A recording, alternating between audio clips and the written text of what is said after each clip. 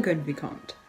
I am more pleased with you this time than before, but I still hope to convince you that the longer arrangement you appear to desire is quite impossible. It would be a real folly for you as well as for me. When I return to town, I won't refuse you the reward we agreed on, and I have no doubt that we shall see that one evening end with regret. But why trouble ourselves about a time we can never bring back? Even if you could make the sacrifices I should demand, I could not accept them when they would injure your happiness. I won't lie to you. Perhaps I even want you to refuse. Have you really any illusions about the sentiment which attaches you to Madame de Tourvel?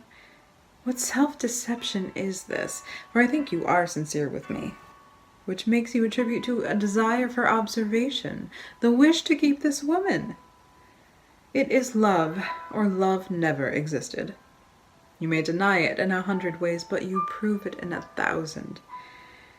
Take my advice. Let us be friends and remain as we are. You ask what sacrifice I could exact that you would not make? It is that this rare, this astonishing Madame de Tourvel be no more to you than an ordinary woman, a woman such as she really is. I should not believe mere words. I could only be persuaded by your whole conduct. My lawsuit is now the only thing which keeps me here. Belroche's is over. Soon I shall see you at last, Vicomte, and I shall see you... How?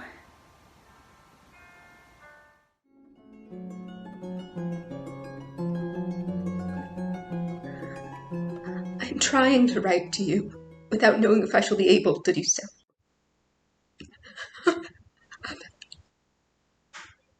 What I think in my last letter is the excess of my happiness which prevented my continuing it.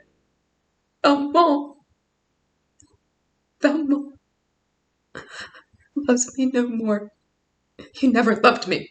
Love does not disappear in this way. He has betrayed and humiliated me, sacrificed me to a vile creature. But what am I saying? I've lost even the right to scorn her. She has betrayed fewer duties than I have. Farewell, my dear friend.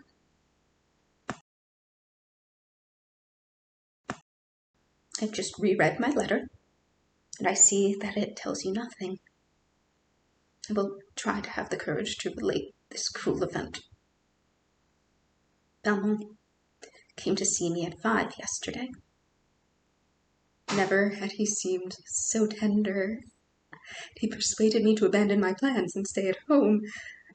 But 2 hours later his manner changed suddenly. He pretended, though at the time I thought he was sincere, to recollect an engagement which forced him to leave me. I thought it polite to keep my own engagement, but unhappily my coachman took me by the opera, and not far away I saw Valmont's carriage. To my astonishment, I saw at his side a woman of known ill repute. This creature, apparently informed by a confidence from Valmont, kept gawking at me, and laughed loudly for the whole 10 minutes that jam kept us next to each other. I could not remain at supper. Every moment I felt ready to faint. When I returned home, I wrote immediately to Monsieur de Valmont, but his servants said he would not be in that night. And now, my dear friend, you know all about it, and you know my heart.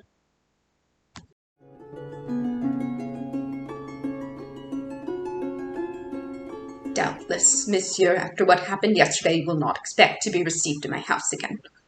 Doubtless you have no great wish to do so. I thought that in sacrificing myself to you, I might expect not to be judged by you with more severity than by the public. The public, whose opinion still recognizes an immense difference between a weak woman and a depraved woman. Farewell, monsieur.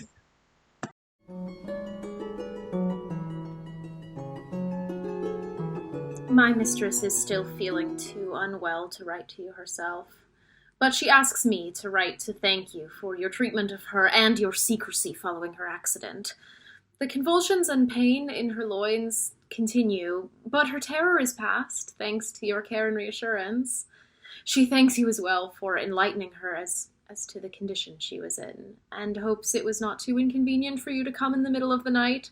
She only asks you promise her once again that Madame de Volanges will know nothing of the reason for her illness.